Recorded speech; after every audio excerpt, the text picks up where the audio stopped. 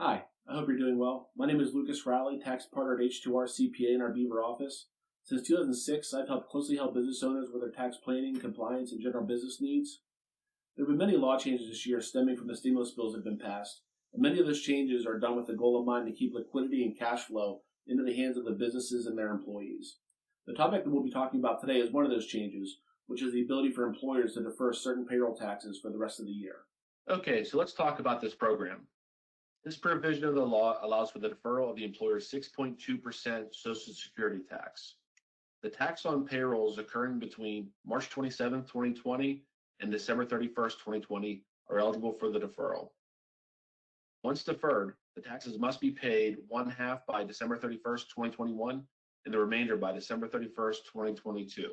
This effectively provides a short-term interest-free loan to employers. Let's go through an example. ABC Company runs a payroll of $100,000 for the semi-monthly period ending on July 15, 2020. The federal taxes on this payroll consist of the following: federal income tax withheld, $25,000; Social Security, both the employee and employer portions, $12,400; Medicare, again the employee and employer portions, $2,900, for a total of $40,300. The employer will remit $34,100 to the IRS and defer $6,200.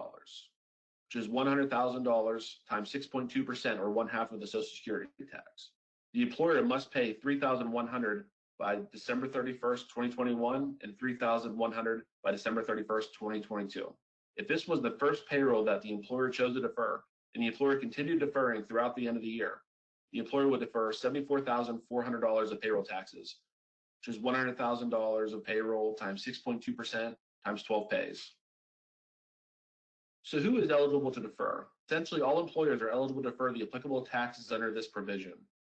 In the CARES Act, employers who had PPP indebtedness forgiven were not eligible to defer their taxes. There was uncertainty as to what this provision meant because many employers who had received PPP loans were expecting them to be forgiven, and it was unclear if they were eligible to defer the payroll taxes. The IRS later clarified the provisions to mean that employers who had received PPP loans could defer payroll taxes up until the date that the loan was forgiven. Later, the PPP Flexibility Act was signed into law in June, which struck the exception in the CARES Act, which made all employers eligible regardless of the PPP forgiveness. So how do you defer payroll taxes? If you use a payroll processor, inform them of your desire to begin deferring the Social Security tax. The payroll processor will likely have a form for you to complete indicating your desire to defer taxes and acknowledging your responsibility to later remit those taxes. If you prepare payroll in-house, calculate the employer's Social Security amount for that pay period and reduce your employment tax deposit by that amount. Generally, once the tax has been deposited, it cannot be deferred. So do not expect a refund on your quarterly Form 941 if you've already deposited the taxes and later wish to defer those same taxes. As far as the reporting goes, the deferred amount is reported on the quarterly 941. This amount is presented on line 13B as shown on this slide. As you can see, this is the section that totals the deposits, deferrals, and refundable credits for the quarter to arrive at your balance due or overpayment.